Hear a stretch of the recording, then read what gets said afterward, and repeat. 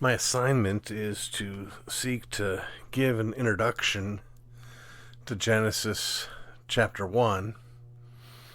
And as difficult as that may be, one of the great difficulties that I face is the temptation to zero in on the first four words.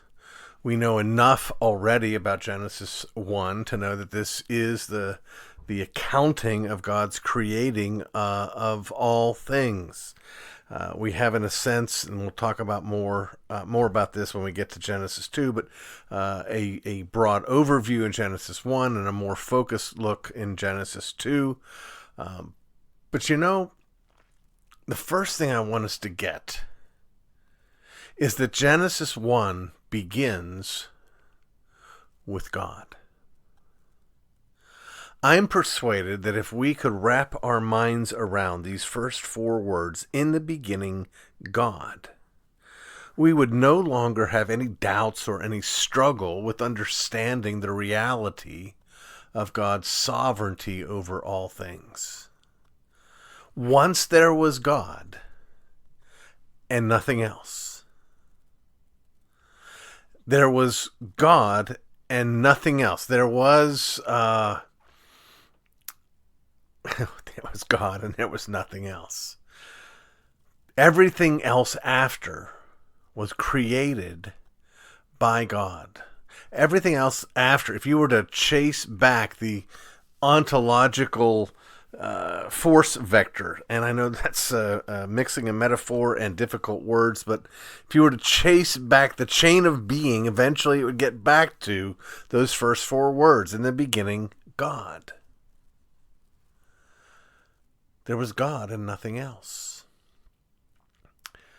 Just the other day, I had the blessing of speaking about the role and the function of Jesus in the creation. And we're told, of course, that every member of the Trinity had a role to play in the creation. Not that these roles are necessarily clearly and immediately divided or there was no crossover.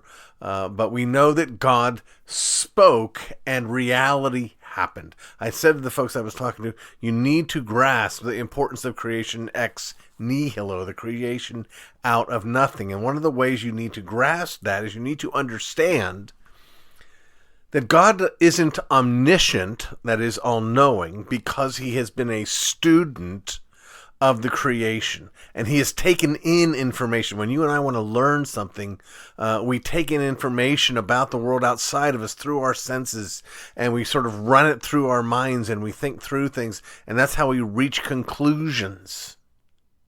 Not so for God. God is not separate from his creation in the sense that it is apart from him and he has to learn it. Instead, I want us to understand that the creation, everything that's been made,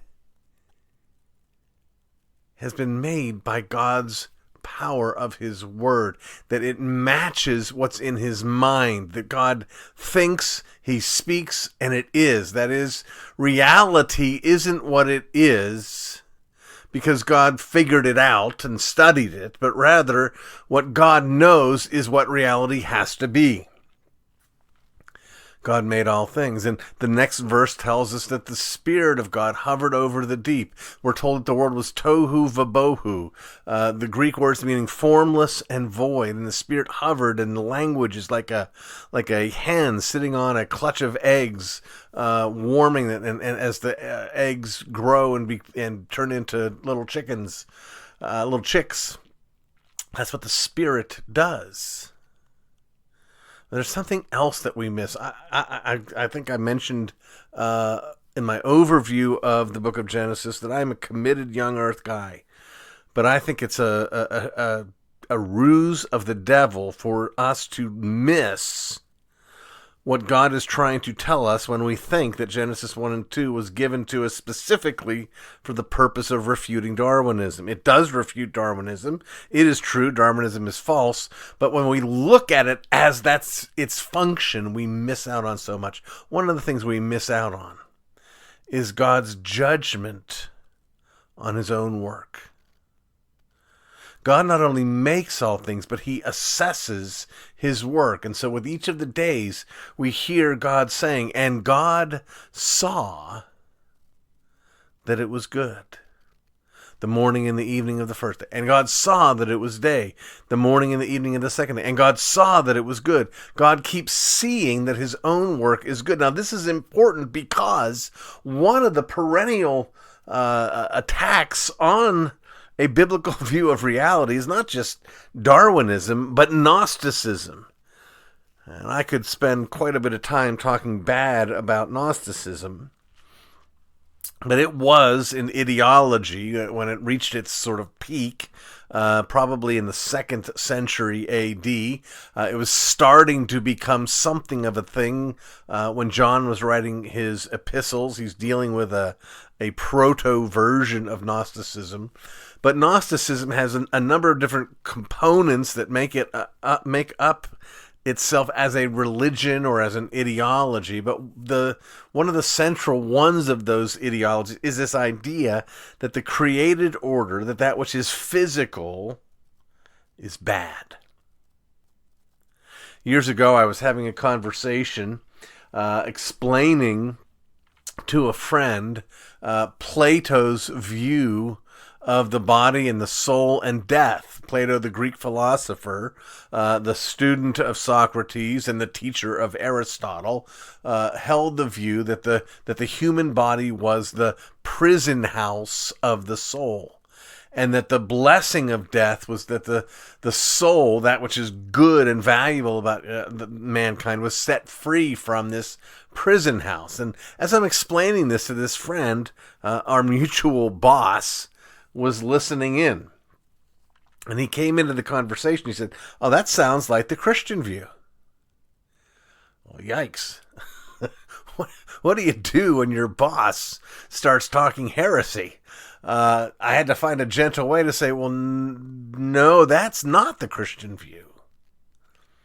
But that tells you something about how Gnosticism is still with us. We look at that which is invisible, that which is non-corporeal as good, and that which is physical is bad and dirty. The Gnostics believed that the created order was so dirty that God couldn't make it. God had to make a lesser God, and that God was too pure to make the world, and so he made a lesser God. And there's like 1,000 layers of gods making gods until finally you get down to this half God who makes the world. That's nonsense. Which is why God tells us over and over again that God looked at his work, God looked at his creation, and he saw that it was good. One of the key things we're supposed to take out of Genesis 1 is that the created order is God's good work. Now, when we get to the New Testament and we get to the promises of the consummation of the kingdom of God, when we get to 1 Corinthians chapter 15, where Jesus, having brought all things into subjection, having exercised dominion and fulfilled the original dominion mandate, he delivers all of the creation up to his Father in 1 Corinthians 15. When he does that, he's completed the work because it's good. The created order is good. Our job is to praise God for it, to be thankful for it, to be good stewards of it, to be fruitful and multiply in it. We're supposed to join in with God's celebration of the glory of his work in the created order. Now, I think I mentioned in passing that there's a common view among a certain segment of the evangelical church that notices something mildly poetic about Genesis 1. One of the principles of sound interpretation is that we're supposed to interpret whatever's written in light of the format in which it is written. You don't take the Proverbs and read them as history. You don't take the law and read it as a proverb. You don't take an apocalypse and read it as as history. You gotta go with the rules of the format. And so when you come to Genesis and you ask the question, well, is it poetry or is it history? Well, the reality is as wise as that principle of interpretation is, the truth is there's no hard, fast line between poetry and history, especially when the writer of both is the living God. One of the things that they notice, this is called the framework hypothesis. They notice that there's a parallelism going on in Genesis 1 where God makes a realm. And on day 1, he makes a different realm on day 2. He makes a different realm on day 3. On day 4, he goes back to realm 1 and he fills it. Day 5, he goes back to realm 2 and he fills it. On day 6, he goes back to realm 3 and he fills it. That's the pattern. That's the framework. And I have no quarrel whatsoever saying absolutely that's what God says. And it is poetic. But it doesn't mean it's not true. When God writes poetry, he writes it in 3 dimensions. He writes it in space and time. He writes it in history. It's one of the reasons why I don't buy into the framework hypothesis, though I do buy into the observation that there's that pattern. Of course there's that pattern. Nothing wrong with that pattern. But it doesn't undo what the text says. Now, God not only makes reality, God not only judges reality, but there's something else we often miss.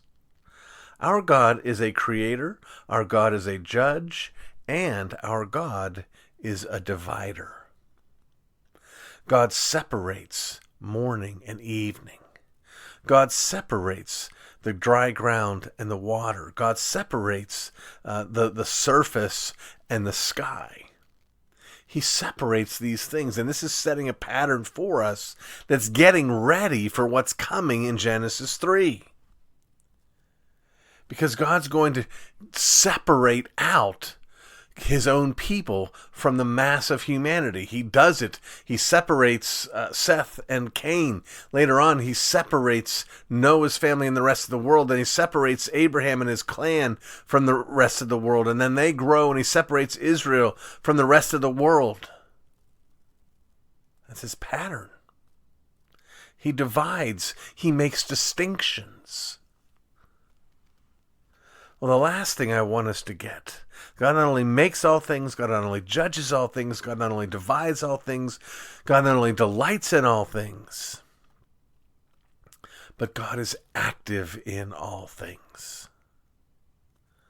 We say in the Westminster Shorter Catechism, that catechism given to us by the Westminster Assembly that took place during the Long Parliament back in the 1600s in England, as both political and theological leadership were trying to reach some level of consensus. I mean, England was a mess in this time period in terms of the Reformation and where they stood. I often say if you lived in those days, you had to check the newspaper every morning to see whether it was going to rain or whether it was going to be dry, and you also had to check to find out whether you were a Protestant or a Catholic that day, because it all depended on who was sitting on the throne. Well, in that assembly, they came together and they just talked about essential or basic foundational biblical truths. And one of those things was about God's work. And it described God's works of creation and his providence. God's creation is God's making all things out of nothing. His providence is God governing all things.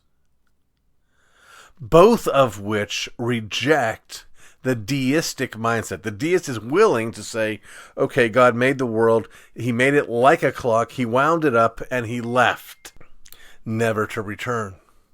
This is the God of the gaps, what the deists were trying to do in light of Romans chapter 1. They were trying to give a rational explanation for the reality of the universe, unlike the Darwinists. At least the deists had the sense to recognize, hey, someone had to make all this, but they didn't want to have to answer to the maker, and so they said, well, he left. Well, as Christians, as evangelicals, of course, we have to reject that deistic notion. But we have a propensity to tend toward that deistic vision, where we see God as transcendent as he is, as exalted and lifted up as he is, but because of that we deny his immanence, we deny his activity, we deny his nearness. That's not only deistic, it's also, frankly, a little bit Gnostic. God is here. God is involved in the creation. He's interacting with the creation. Yes, he is transcendent over it. Yes, he is distinct from it. He alone has the power of being in himself. That's why the text begins, in the beginning, God. He's there because he is the great I am. He doesn't have a beginning. He doesn't have a creation. He has the power of being in himself, and he speaks everything else into reality. So there is a distinction, but it's not a distinction of distance. God stoops down to make the whole world. In Genesis chapter 2, he's going to literally get his hands dirty in the glorious work of the creation of Adam. He's going to get them dirty again when he opens up Adam's side and takes that rib and molds it and shapes it. Oh, my stars, I'm creeping into Genesis chapter 2. Let me stop there. So much glorious truth in Genesis chapter 1 alone. We learn a little bit of the character of God in seeing first that he is transcendent, he is exalted, he is lifted up, he is distinct from all other things. We also see that one of his transcendent qualities is that he is a God who stoops. He is a God who draws near. He is a God who comes to his creation and has a relationship with it. This isn't something I need to worry about stepping on my own toes. It just reminds me in the book of Exodus when Moses comes before the burning bush and God says, go to Egypt and set my people free. And Moses says, who do I say is sending me? And God gives that sacred, holy name. He says, I am that I am, which does indeed communicate God's self-existent, what theologians call his aseity, A-S-E-I-T-Y, his self-existence that he alone has. But that's not all he says to Moses. He gives two names. I am who I am. That's one of them, that transcendent name. But he also has another name given there where God says, I am the God of Abraham, the God of Isaac, and the God of Jacob. That's an imminent name. That's a close name. That's a relational name. Friends, we must never forget that God is God and we are not.